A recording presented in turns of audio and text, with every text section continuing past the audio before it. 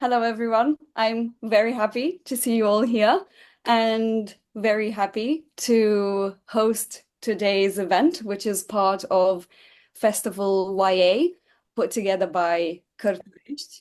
Um, I am Julia Andrei, the girl with the pink hair from Nemira Publishing House, which is where you can find the Romanian translation of Emily Wilde's Encyclopedia of Fairies. Here it is. This is how it looks like.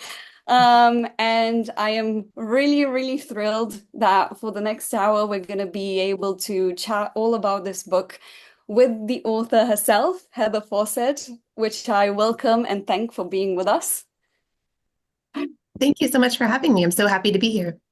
We're so excited. But before we dive in, I thought we'd do a bit of housekeeping just so we all stay organized. You will all get to ask Heather your questions, so don't you worry.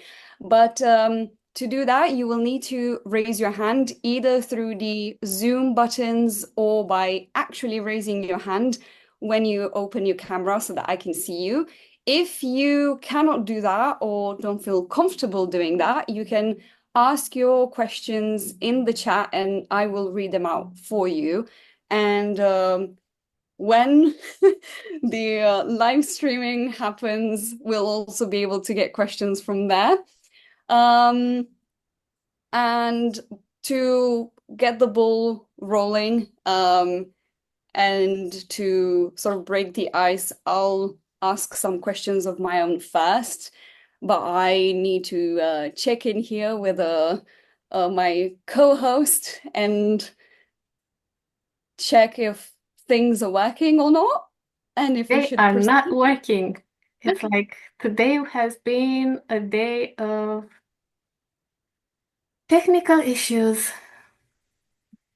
We're gonna do one more try and then we'll proceed because this is recording and then we can upload it after Yeah. and it's no problem.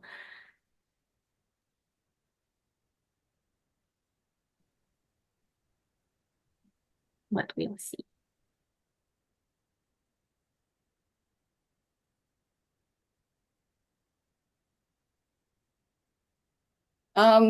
In the meantime, I That's not know working. it's not working. Yeah. Either way, I wanted to thank you again, Heather, because if I'm not mistaken, you are joining us from Canada, right? Yeah, that's right. I live on the west coast of Canada, so a little ways away from where you all are, but it's So early morning here. I don't know what time it is for you, but yeah, that's what I was gonna say. You are starting your weekend with us. Um, for us, the day is slowly coming to an end because it's 6 p.m. here. So thank you for starting your Saturday with us. If since we got like the okay, I'm going to start with my questions so then everyone else can start asking their questions. And I just wanted to start by saying that Emily is one of my favorite characters because she's brilliant and also introverted and also socially awkward. And there's so much to relate to in many different ways. And I was curious if there was someone or something that inspired her character, if it came naturally, because I know from reading around and from following interviews of yours that Wendell's character was inspired by um, the Grimm brothers, one of their fairy tales. So I was wondering if her character was inspired by something. right. Yeah, he was a little bit inspired by some of the Grimm's brothers fairy tales. Obviously, he was also partly inspired by the Wizard Howl from the book Howl's Moving Castle by Diana Wynne Jones and a few other places. Wendell's also kind of very much his own person. So, but yeah, Emily, I mean, Emily wasn't really inspired by anyone that I know.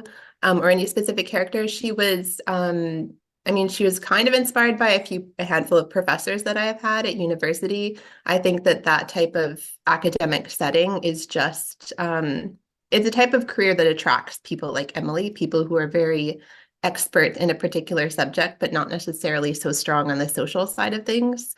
But I mean, Emily largely, she kind of grew out of my admiration for a specific archetype of character, which I sort of usually refer to as kind of the socially awkward genius character, or kind of the socially inept genius character. And we see that in a lot of different media. We see examples of this character in Star Trek.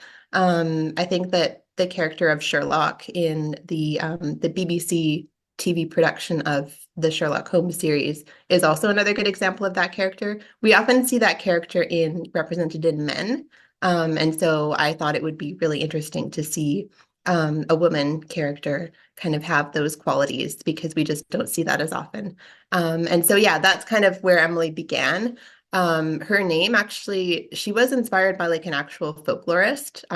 There is actually the mother of Oscar Wilde, Lady Wilde. She was a well-known Irish folklorist in the late 1800s. So her name kind of draws from that person. And yeah, so Emily is kind of a mishmash of a lot of different sources of inspiration. That is really cool. I had no idea about Oscar Wilde's mother. So that's a fun fact to learn. And since you also mentioned academia, I feel like the world building in the book is very detailed, especially when it comes to academic elements. And my curiosity here is how you went about creating Emily's field of research and all the works that she mentions in her footnotes in the diary. Yeah, that's a good question. So, I mean, first of all, the name Dryadology, it comes partly from my love of Greek mythology, to be honest. I grew up reading a lot of Greek myths as a kid, and I always loved dryads. They were like one of my favorite fantasy creatures, mythical creatures. And I just kind of created this sort of alternative history of kind of academia where there was this kind of discipline, Dryadology. And I kind of imagine it as having begun in Greece, because, every discipline has to kind of start somewhere. And so it kind of came out of the dryads, and those were kind of the first fairies who academics kind of studied in any kind of a scientific way. And they are really kind of like the first proven evidence in Emily's world that fairies are a real thing, and a type of creature that, again, experts can study. So that was kind of where my thinking sort of began. But I mean, I also have a degree in archaeology, and I do think that I do draw some inspiration from there, even though obviously it's a very different field from the study of fairies.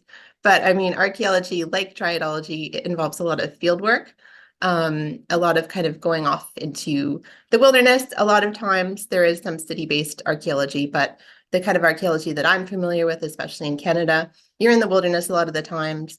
You're away from people, you're away from civilization, and you're kind of, in a way, kind of uncovering these other worlds, right? You're studying civilizations that in some cases no longer exist, at least in the form that they did in the past. So that's where kind of, I think, some inspiration comes from. But also I think that like the footnotes, those are all completely invented. I did just kind of make them up as I go, but I kind of borrowed from some, for example, the names of some of the journals that Emily writes for. I basically just took like the name of an archaeology journal that I had used in my degree, and I just kind of altered it. I think Dryadological Field Notes is one of them. I think there's a journal called Archaeological Field Notes. So there is some kind of drawing from the archaeology side of things that kind of leached into Emily's discipline. It was just really fascinating. It's why I asked, because it really took me back to university days of having to write essays and include like footnotes and mention all the sources. So I it stirred my curiosity. And my final question, just to move along and make sure that everyone gets a chance to then ask theirs, is what idea or sort of theme do you wish readers take away from this book? If there's like one thing they, take away and that sticks with them, what do you hope it is? Oh, that's a really good question. I would say, to be completely honest, I don't really have any expectations of my readers. I guess maybe it's just because I've been writing for a while. Like I think the first Emily book was either my ninth or 10th book that I've written. I wrote mostly for kids before I wrote the Emily Wilde series. And I honestly, the type of books that I write, I really just want readers to have a good time and to have fun and to enjoy themselves. If they can get immersed in the story and lost in the world with the characters, then I consider that my job done. I don't really think about, specific messaging that I hope people take away from it. Although obviously it's great if they do. I have had people write to me and thank me for various elements of the book and of the characterization. And that's always really wonderful to hear. But yeah, I have a lot of fun when I write these books, and I hope that my readers can just have the same kind of experience reading them. I'm sure, because I had fun reading, and I'm sure that everyone here also had fun reading the book, since we're all gathered for this event. So I will now open up the floor to any questions that people may have. We already have a question, so I'll get started with one from the comments. There is a sense of adventure and discovery in your book. How important is exploration and curiosity in your writing, both as themes and in your creative process? Yeah, that's a really good question. Yeah, it's very important. I would say like it's always difficult to talk about like, the inspirations for particular books because inspiration comes from so many different places. But one of the things that's been really important to me as a writer is definitely travel. Just seeing even like different parts of like my own country. Like I have traveled abroad as well. But yeah, I just find that there's a really kind of like I don't know. I get a lot of inspiration from seeing new places and from talking to people who are from different cultural backgrounds from me. So I would say that like exploration, and obviously Emily, the series is partly based on traveling to different countries, studying different, species of very different interpretations of this particular mythical creature. And so I would say that that's something that has been kind of reflected in the world of Emily Wilde as well, is that kind of love of travel and that kind of inspirational, effect that you get from traveling to different places. But yeah, and I would say in terms of curiosity, yeah, I mean, I'm a pretty curious person myself. Like I have a lot of like really random interests and really random kind of subjects that I'm interested in. I could list them. I love astronomy. I love other different branches of science. I've always thought that if I had another life to live over, I'd become a marine biologist. So, I mean, I have a lot of different I like my fingers in a lot of different pies in terms of like what I'm interested in. And so I think that Emily as well is also obviously a very curious person. She's someone that asks a lot of questions, and not just about like fairies, but also just about like the world and just, the way different structures and the way that people communicate with each other. So yeah, I think that you can probably see that reflected in the Emily Wilde series as well. Yeah. We have a second question already, so I'll move along to that one. Do you have a writing routine, and how do you deal with moments of writer's block if you have them? I do have a writing routine. It's honestly kind of boring. I almost feel like I need to apologize for it. But it's basically I try to write about 1 to 2,000 words a day when I'm actively drafting. I do like to take time off. So I won't write every single day because I need to kind of refill the creative well. I'll usually have at least 1 day per week where I'm just like reading and trying to like finish a couple of books that I've been kind of accumulating. So yeah, I mean, I would say that like most days I'm writing, And then I do take days off. Usually I'm writing starting in the morning. I like to write in coffee shops. I don't write in a coffee shop every day, but I would say like maybe every other day I'm in a coffee shop writing. And that's kind of my routine. And I'm not someone that like, I know I hear some writers talk about how they'll like write scenes out of order, or they'll kind of like write like the major scenes and then go back and fill things in. I just kind of start writing at the first word of the first paragraph of the first line and just kind of continue until I'm done. I don't jump around. So that's how a book comes together for me. Moments of writer's block. I don't really get writer's block in the kind of conventional sense of the term.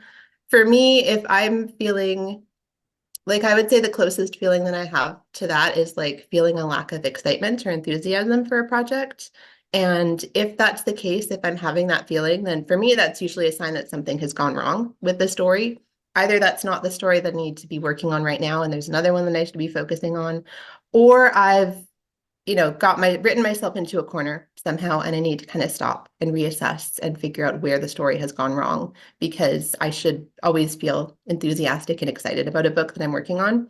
So yeah, that's kind of how I deal with writer's block. But again, I don't really get it in the typical sense.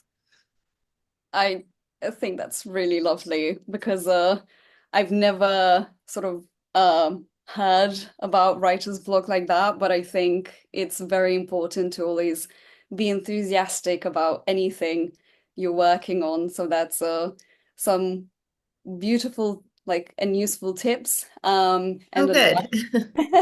and we have a raised hand. So Ana Maria, if you want to ask your question. Yes. I wanted to ask, what is your favorite part about being a writer?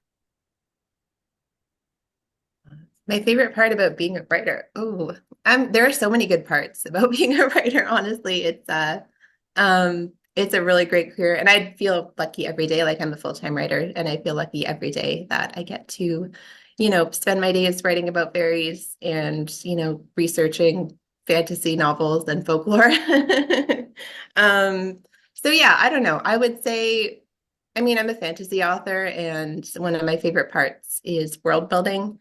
So I do love kind of doing that sort of initial research into, in the Emily Wilde series, I was reading a lot of old folk tales and old fairy tales. For the first book, it was mostly from the Scandinavian region, so from Iceland and Norway. I would say like that kind of process of being able to just sit down and kind of, imagine an entirely different world and fill it with all of the elements that excite me. That's probably one of my favorite parts of being a writer. But I mean, also I would say like just hearing from readers is also really wonderful. And as a children's author, I do school visits as well sometimes. So actually getting to meet someone and hear about how they've been inspired by something that I've written, or it's like helped them through a difficult time, or it's just been meaningful for them in some way. That's also, amazing. There's no better feeling than that. So, yeah. Thank you for the question, Ana Maria. And you were mentioning the research part. So before I move to the question that's been left in the chat, I wanted to ask if you have a favorite part of the writing process, I guess. You mentioned liking the research a lot, but is there anything sort of maybe when you get into the writing bit? I know a lot of friends of mine who are into creative writing talk about like the writer's rush when they're sort of so deep into the story that that's all they can like focus on and everything just comes out naturally and easily. Yeah, for sure. I've definitely experienced that. Yeah, there's definitely that feeling you get when you're really in the flow of a story and things are going well and you're excited and you can kind of feel like you've got something good on your hands or something that could be good. So yeah, that's a really amazing feeling. I don't know that I wouldn't say that like that's something to aspire to feel all the time. There's definitely days where you're kind of just you're maybe not so much in the mood to write, but you have this deadline, so you've got to kind of you know, you got to just kind of sit down and do it. For me though, like if I was going to give anyone advice on like kind of having fewer of those days and more of the days where you're excited, I really like having books that I like refer to for inspiration. Like I actually have a stack of them next to me right now because I'm working on a different project from Emily Wilde. And like let's say you're working on like a YA fantasy, just as one example. I might have a stack of like my favorite sort of YA fantasy novels that I feel like are kind of not necessarily the same as what I'm working on, but they're kind of in a similar space. Maybe they'd appeal to the same kind of reader that I'm hoping to appeal to with what I'm writing. And I just kind of like to pick those up and just kind of read my favorite scenes. And I find that that gets me like really excited to like work on my own project. Maybe that won't work for everyone. I imagine that some authors could find that kind of discouraging because of course that's like the finished product right there in that book. And, you know, maybe those books are books that you've always admired. But for me, I find that really helpful in terms of like just getting myself, you know, kind of jazzed up and excited about working on my own project. So I don't know if that answers your question, but It does. And about the advice, I mean, I've always heard that to write, you need to read. So it makes sense to me. We have a couple of questions lined up, so I'm going to go into them now. The ones in the chat first, and then Anna Maria, your raised hand next. Fairies often reflect cultural myths and fears.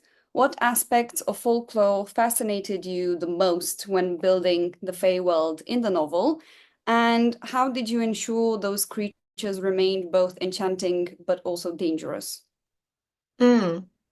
Yeah, that's a really good question. So I mean, fairies, I think I often say that they're like my favorite mythical creature, like because I do have a list of like my favorite mythical creatures. I'm that type of person. But I think one of the main reasons why I find them so fascinating is because they're just kind of they have this kind of separate sort of moral code, if you can even call it a moral code, which I just find really fascinating. They're just like inherently like at some fundamental level, they're different from us, from people. And they also reflect a lot of the fears of the culture, you know, whatever era these stories were being told in, different fears surrounding things like childbirth, even disability in some cases, just general fear of the wilderness and like the dark places of the woods and what might be hiding there. And I just find that really fascinating. Maybe it's the archaeology background in me, but I love learning about, you know, past cultures that these stories arise from. So yeah, I mean, I also just love that a lot of the fairy stories, I mean, I think like if you were to say the word fairies to most kind of modern people that aren't as familiar with fantasy, they would sort of picture a very specific kind of like, you know, good, well-intentioned, kind of like small, sort of cutesy type of creature. But when you actually go and you read the stories that a lot of kind of our modern ideas of fairies come from, they're very dark and they're very scary. And fairies are not the type of creature that you would actually want to meet, you know, in the woods somewhere. And I just find that really fascinating. I find kind of the danger of them really interesting, but also they have this power where they could, you know, change your life in a positive way if they were so inclined. So that kind of capriciousness is really interesting to me. And also it's just really kind of interesting to work with as a writer because you never know exactly what you're going to get when you're writing about fairies. I've had a few surprises myself. Like, for example, the character of Poe, he wasn't initially in my outline anywhere. He just kind of, you know, I had like Emily going up to a spring and sort of seeing evidence of fairy activity. But then when I actually sat down to write, Poe just appeared as this kind of fully formed character, which was really fascinating. And now he's one of the most important side characters in the series. So yeah, I love writing about them. They are kind of inherently unexpected and really kind of fascinating, capricious creatures to write about. And yeah, hopefully that answered the question. I've gone off track a bit there. Sorry. I get very enthusiastic talking about folklore and fairies, so. Oh, no, please do tell us everything because that's what we want to hear. The other question is about the character of Emily, and there's a curiosity if she is part of the LGBTQIA plus community, specifically if she's on the aromantic or asexual spectrums. I really enjoyed how the books generally focused more on her interests and passions for dryadology, rather than the romance? Right. Yes. Yeah, that's a really good question. I don't think anyone has asked me that before.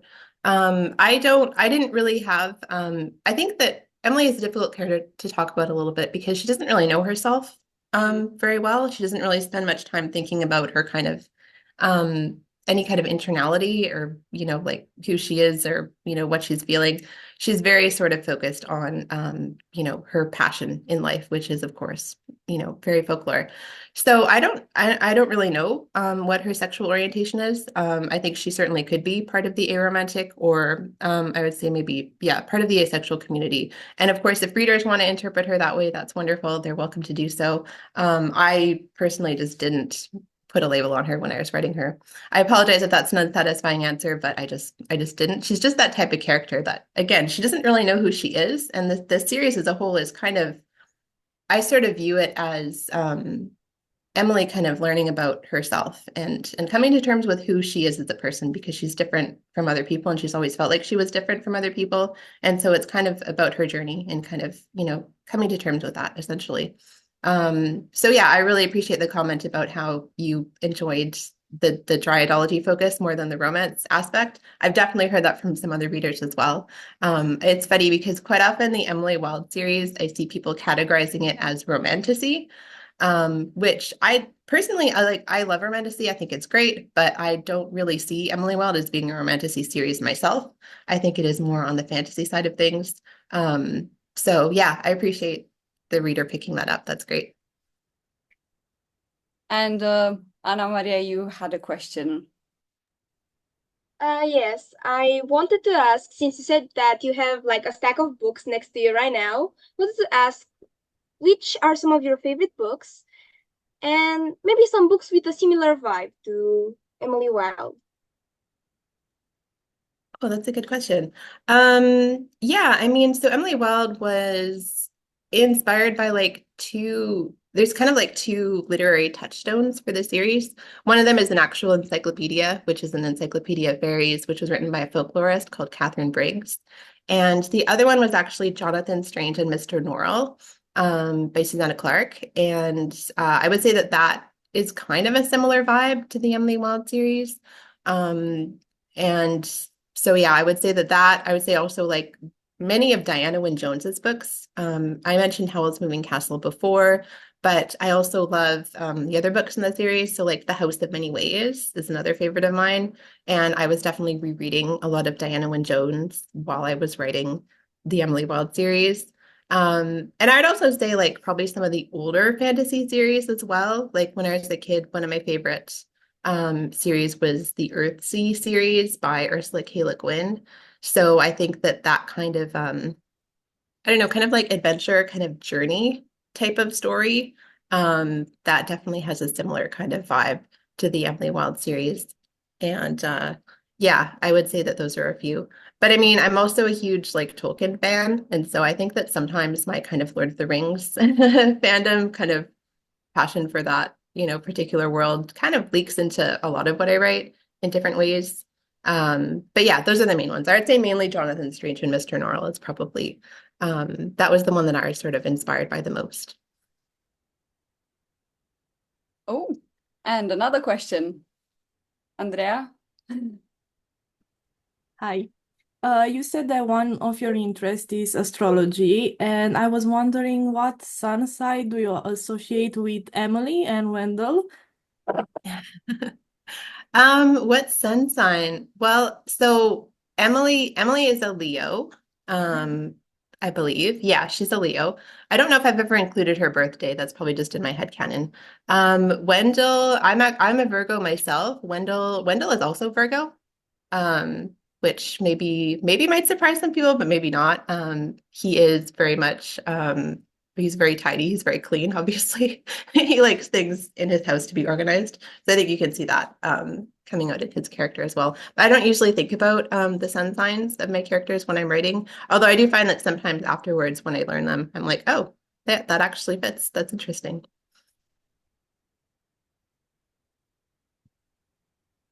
Thank you. Are there any other questions? Yeah, go ahead.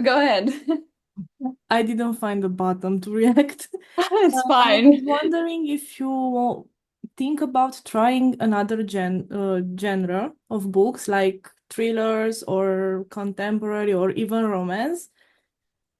Mhm. Yeah, definitely. So obviously I've written young adult books. I've also written middle grade books.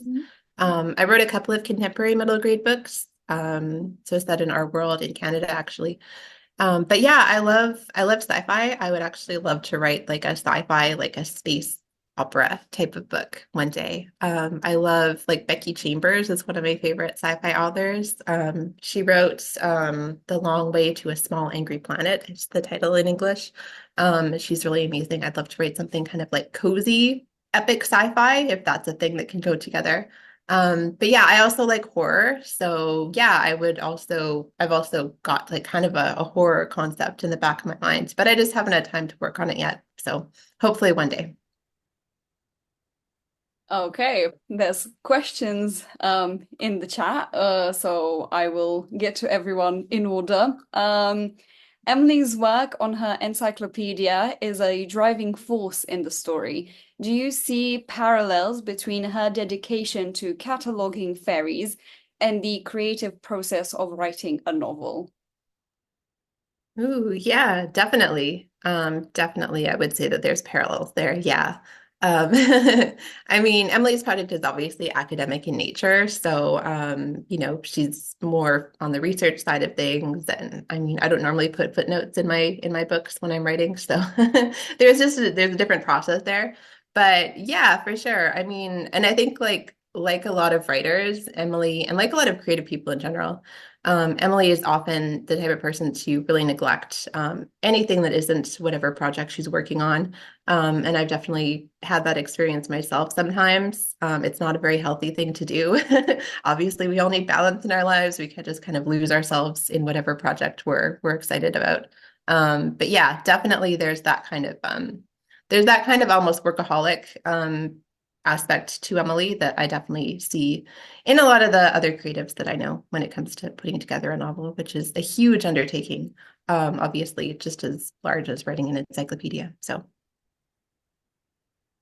I mean, she did write a book, technically, so true, her journal is a book, yes. yeah.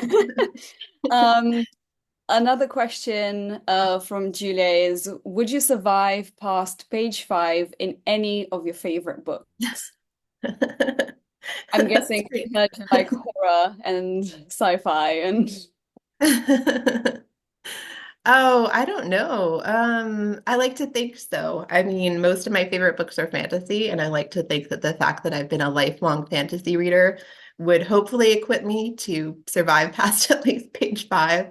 But yeah, I don't know. I mean, I tend to gravitate more towards the cozier fantasy myself. So yeah, hopefully those worlds are a little bit less scary, and I would be able to survive. especially if they include fairies. I'm sure you'd be great at using them. Well, yeah, that's actually, and I like genuinely, I wouldn't want to meet a fairy. Like people have asked me that question before, like, would you ever go out looking for them? And I didn't like no, because like I've read too many of the original stories. Like I just wouldn't want to. Like they're dangerous. So like I would prefer to avoid them, myself. So yeah. Fair. Anna Maria, question? Yes, I wanted to ask if, since you talked a little about how you would want to like write a sci-fi cozy epic story, if we should be expecting another series, maybe, because I honestly can't get enough of your writing. Oh, thank you so much. That's really kind. Yeah, I mean, I'm actually working on two other projects right now, which are not Emily Bald related. So yeah, I'm not working on a sci-fi yet. I hope that I'll be able to write one day. But yeah, right now I'm working on more fantasy. So I can't announce, it hasn't been announced. Well, actually, I think one of them has been announced. There's a book which is called Agnes Aubert's Mystical Cat Shelter. And so that is essentially about a woman that runs a cat shelter and it's set in the early 1900s, similar to Emily's world. And she ends up kind of having her shelter being used as a kind of secret magic shop as well. So, and then having to kind of navigate that. So yeah, I'm working on that one. And then I'm working on another one, which hasn't been announced yet. But yes, there is more to come for me. Very excited about that.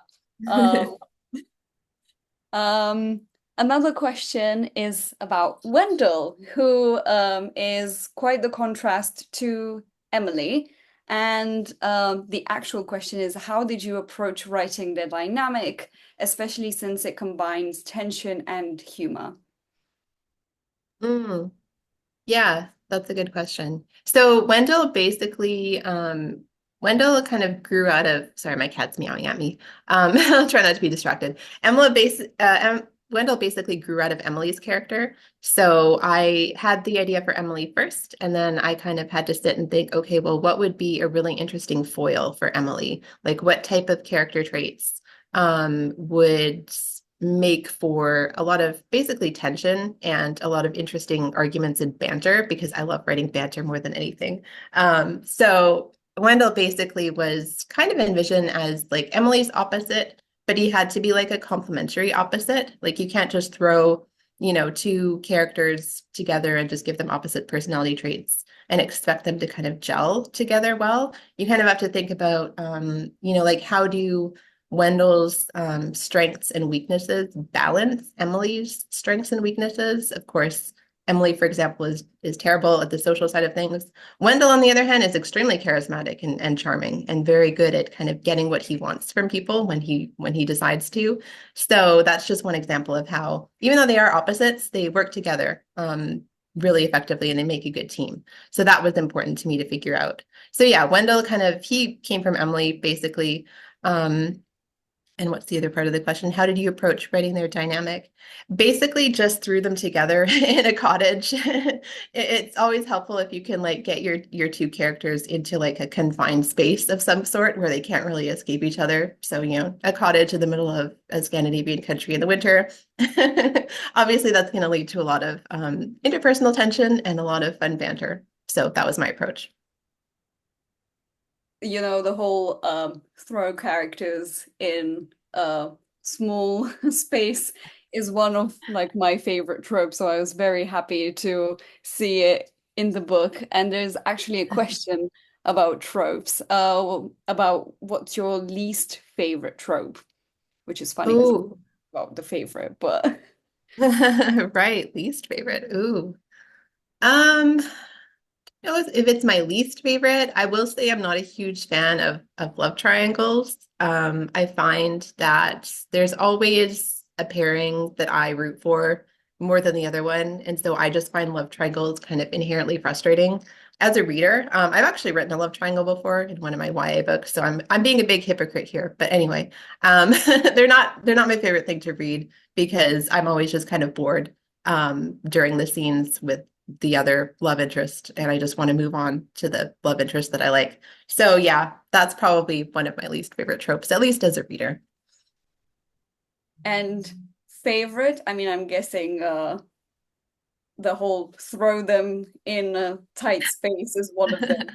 But yes, definitely that one.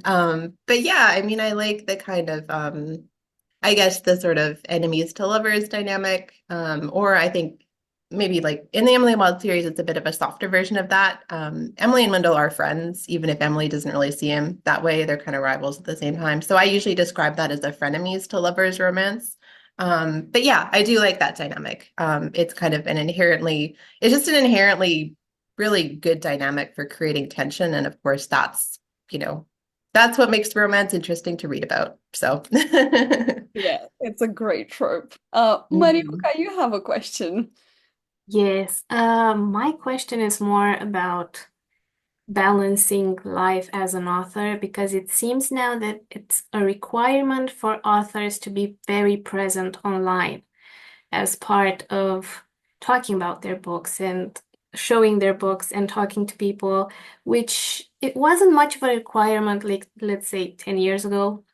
How do you balance writing hours and social media hours without taking one from the other?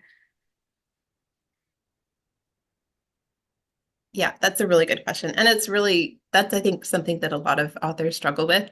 Most of us are introverts and we don't necessarily feel super comfortable, having to be really, public figures. But yeah, I would say like, it's really important to kind of define your boundaries and figure out what your comfort zone is. Like, yes, there is an expectation these days that authors be present on social media, but that doesn't necessarily mean you have to be making TikTok videos every day or being on TikTok at all. Like, I'm not on TikTok. I would be terrible on that platform, so I don't even try.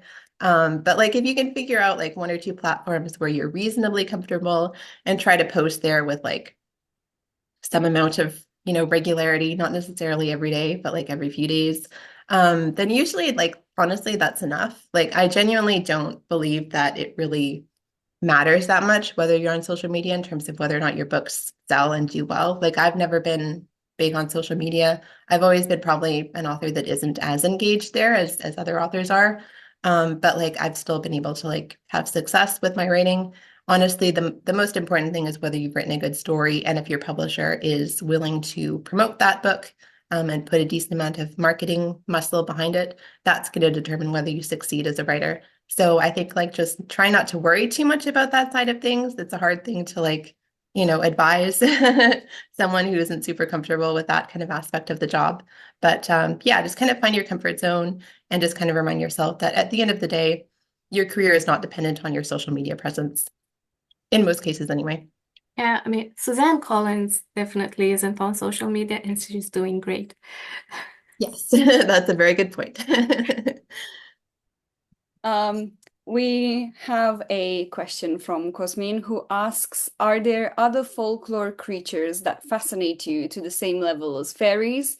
And would you include them in your next book? Yes, for sure. Definitely dragons, I would say, are in, I think I actually have like dragons at least mentioned in all of my books. So that's definitely up there. I would say like fairies number one, dragons number two. As to whether I would ever include them in my adult books, I don't know. They're in like all of my kid lit books, in some form. So maybe, yeah, like maybe I'll write like a dragon fantasy, like an epic fantasy one day for adults. We'll see. But I also love ghosts. Ghosts are a big favorite of mine. Again, I talked about having an idea for a horror novel that I'd love to write one day.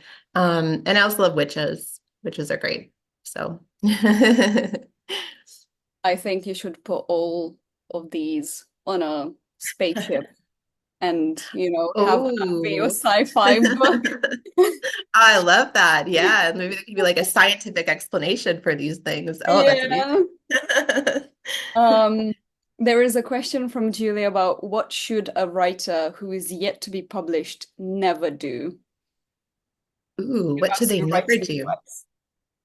Ooh, what should you never do if you're a writer who is yet to be published? Well, I would say like, don't never assume that like this is kind of depressing advice, I'm sorry, but like never assume that like the first book that you write is going to be the book that ends up being published and being like your first success. However you define that. I had to write like 5 or 6 books before I wrote the book that eventually got me an agent and a publishing deal. So I wrote my first book when I was 14, and then I just kind of kept writing into my teens and early 20s. So yeah, it wasn't until my late 20s that I got that first deal, and I had been writing for a while.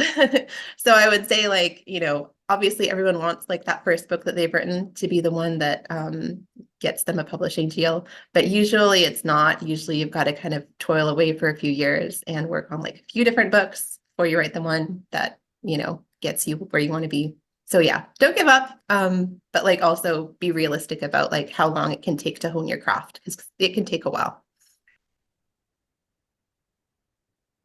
I do think people shouldn't, give up on their dreams. And I know writing and publishing is quite a tough journey to be on sometimes.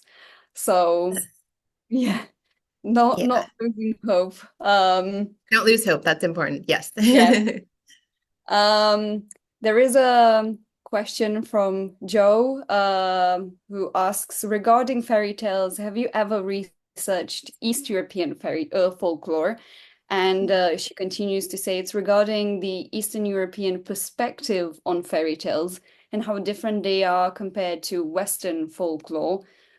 See Winter Night series from Catherine Arden. That's a really great series. Yeah, I mean, I would say like for the most part, so I don't know how much detail I can provide on this question, but for the most part, yeah, like the first few Emily books have been focused on Western European folklore. I've definitely dipped my toes into some Eastern European folklore. I would say also Russian folklore. But yeah, I think that yeah, that's potentially an area that the series will explore more in the future. Yeah, that's probably all as much as I can say about it. Sorry. It's okay. Enough to keep us intrigued. We are looking forward to it. Anna Maria, you had your hand up. I wanted to ask, what comes first to you, the plot or the characters, and why? Yeah, definitely the characters. I'm very much like a character-focused author. That's the characters are, and their kind of internal journeys are what interest me the most in any book that I'm writing. So yeah, they come to me first, and then I kind of have to come up with a plot that will be hopefully worthy of them. So yeah, that's the order that I do things in. And then there is a question from Julia. Which of your favorite books do you wish you would have written? Ooh, which do I wish I would have written? Well, I love Naomi Novik's books a lot. I would love to have written like Spinning Silver or Uprooted. I think those are both amazing, amazing books. So yeah, I would say one of those two. Yeah, I am a fan of her books too, and she's also translated at Nemira Publishing House. So your Oh, Emily is in great company. that's amazing to hear. Thank you. I love that. And you were saying how, like, to you, the character appears and then you have to, like, give them a story. But so do they come like separately, or do you, when you're creating a character, sometimes feel like, oh, they could be doing this or that and like see where it goes? Like, are they two separate things that you have to like combine, or do they, sort of inform each other?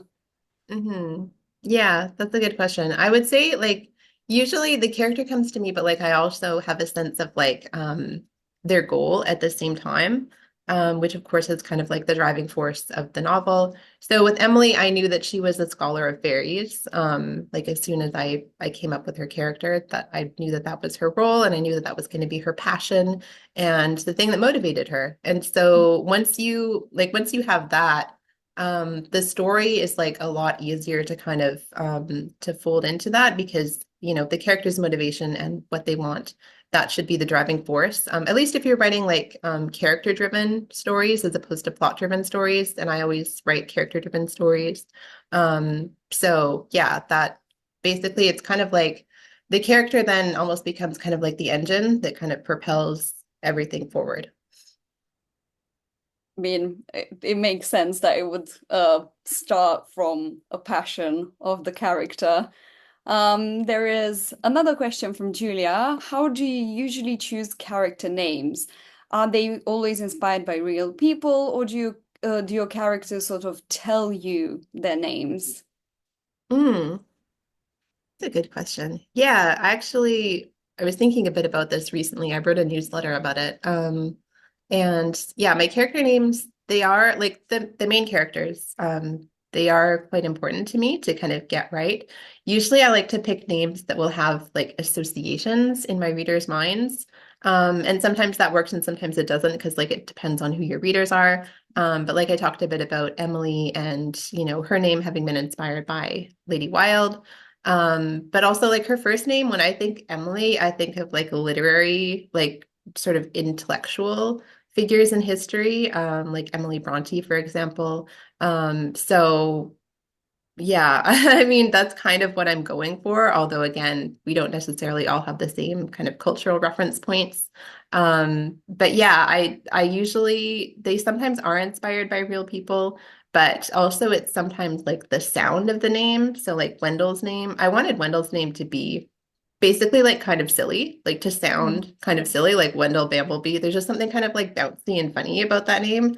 And I wanted that association because Wendell's name, and he's kind of introduced before he appears in the book. And so I wanted people to kind of have that sort of image of him as this kind of almost like sort of bumbling, sort of older kind of man, which is something that's sort of how I picture someone with that kind of a name. And then when he actually appears, he's not like what his name would imply him to be. And so I wanted that kind of like unexpected sort of like twist for Wendell. So sometimes it's that. Like I choose a name based on, well, I like the sound of this name. There's something about it that speaks to the character. But yeah, also they're also quite often inspired by like historical figures that I think are kind of touchstones for the character in some way. I mean, it's really lovely, especially for Emily. And you did manage to make Wendell quite the character, because I also imagined him as some, old academic professor, and then he appeared, and I was not expecting, Wendell to be who he is. So the twist was a great success, because took me by surprise. I am aware we are slowly approaching the end. So I wanted to ask you all if you have any sort of last questions, because we have not that much longer with Heather, so I wanted to make sure that everyone got their chance to ask their questions. And until there's more questions or any final questions, I have a final one. And that is, if there's any other surprise characters that appeared in the book for you. Oh yeah, like apart from Poe, you mean? Yeah.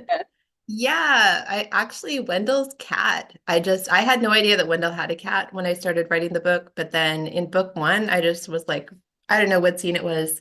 It might have been when Wendell's writing in Emily's journal that his cat is first mentioned. After they kind of, rescue, they have that kind of rescue sequence with the market. And yeah, I just kind of realized, oh, well, of course Wendell has a cat. Of course he's a cat person. He's always seemed a little bit sort of initially kind of like uncertain about Shadow.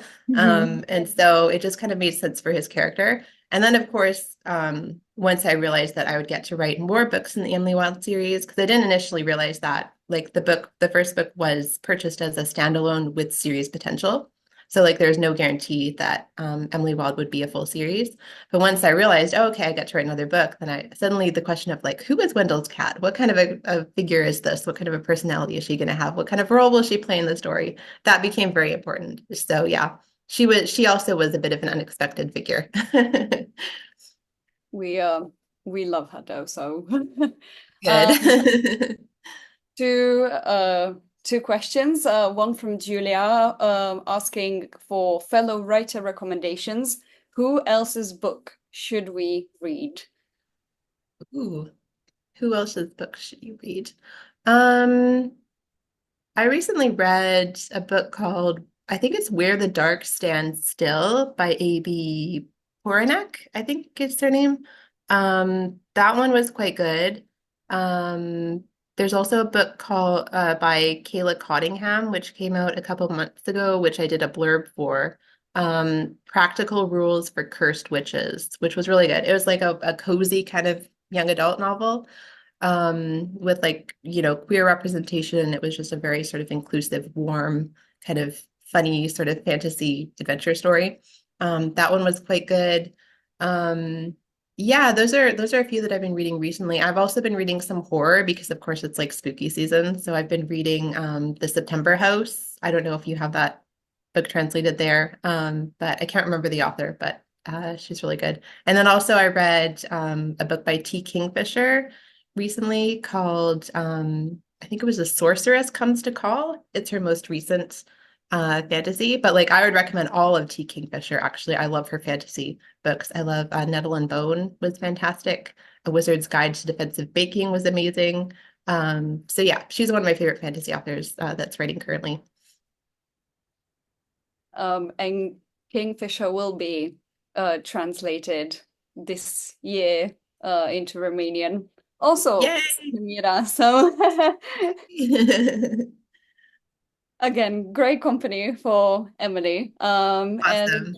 Mariuka, would you raise hands? Yes. When you mentioned shadow, I just remembered because Julia, you will understand me. You also read The Ancient Magus's Bride, and all through the book, I expected Shadow to turn into a human, a fairy, or something, because there's this character Ruth, who's also this big shaggy dog, and who's she says familiar in the series, and I was like, oh. And he seemed so sentient and protective, and I was like, "Oh, when is this going to happen?" And we got to the end, like, "Oh no, it's just the dog." Oh no! Oh no, poor Shadow. Yeah, he is just a dog in one sense. He's also a fairy dog. So, I mean, he does have that additional, I would say, awareness and I don't know, personality that comes from Yeah, that. So, but I'm glad, Julia, you had the same reaction to Shadow as me because, like, It's oh it's yes, that initial scene when when they, Emily and Shadow sort of leave Wendell and they go off and they find a market and you sort of start seeing and learning more about Shadow. That was like, okay. will we have a transformation? Um, but again, since we are coming to the end of today's event, first of all, I want to thank you again for being with us and taking you the time to answer all our questions. And I was curious if you have any final thoughts or messages for us Romanian fans and readers.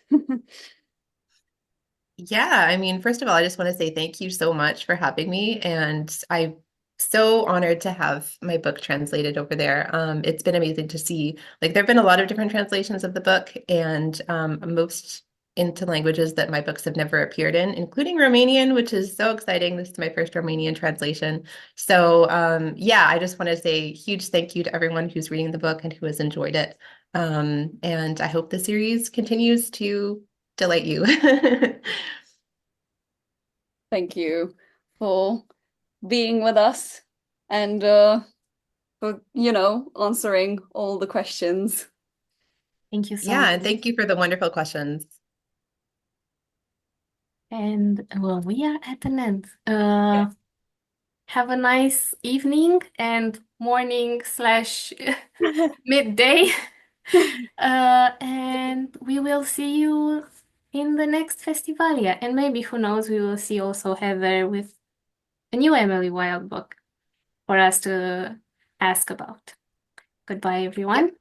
Yep. Thank you so much. Thank you all. Bye. Bye. Bye, thank you.